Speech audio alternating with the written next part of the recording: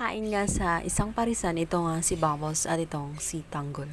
Kasama nga itong si Jelly. At agad na napansin nga ni Bubbles na tela itong kanyang kaibigan si Jelly ay nahuhumaling dito nga kay Tanggol. Subalit sinabihan niya ito ng katotohanan na malabo siya na mapansin itong si Tanggol dahil hanggang ngayon si Tanggol ay nagingit-ngit pa rin sa galit dahil hindi pa rin niya makalimutan na ang kanyang dating jowa na ito nga si Mokang. Hindi pa niya ito napaghiganti kung kaya't mahihirapan lamang siya na mapansin ni Tanggol.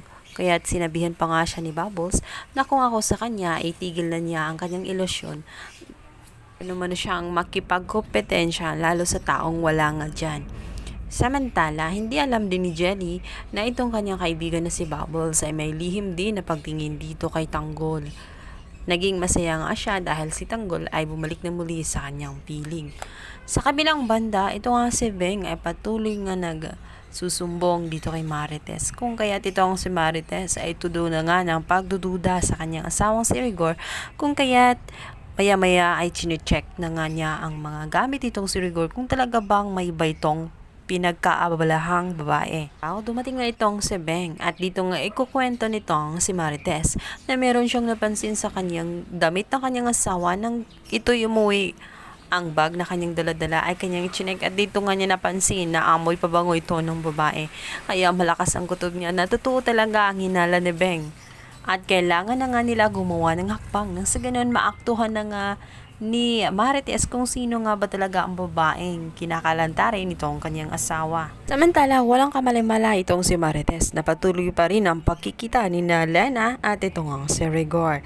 At dito nga ay madadagdagan ang kanilang problema dahil isang balita ang sasabihin ni Lena. Masayang-masayang binalita nga dito kay Rigor na siya ay buntis na. At sa wakas nga ay magkakaanak na nga sila. Masaya naman itong si Rigor kahit na lihim ang kanilang pagmamahalan.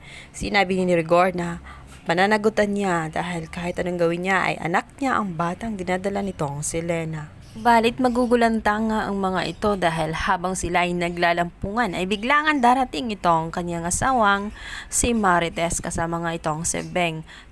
Hindi nila namalayan na bigla na nga itong pumasok sa bahay at galit na pinagsasabunutan at hinilang ang palabas itong si Lena dahil hindi na niya maitatago ang katotohanan. Lantaran na nga nakita ni Marites na pinagtataksilan nga siya ng kanyang asawang si Rigor. Subalit itong si Rigor, instead na ikalma ang kanyang asawang si Marites, ay dito pa rin siya kumampay sa kanyang kalaguyo. At sinabihan pa ang kanyang asawa na huwag umano saktan itong si Lena sapagkat isang masakit na katotohanan ang sasampal nga kay Marites. Si Lena ay buntis, kaya hindi niya ito pwedeng saktan. Dahil sa mga narinig ni Marites, ay parang nga siyang binagsakan ng langit at lupa. Hindi niya sukat akalain na todo na pala talaga ang pagtataksil ng kanyang asawa dahil nagawa pang buntisin ang kanyang kalaguyo.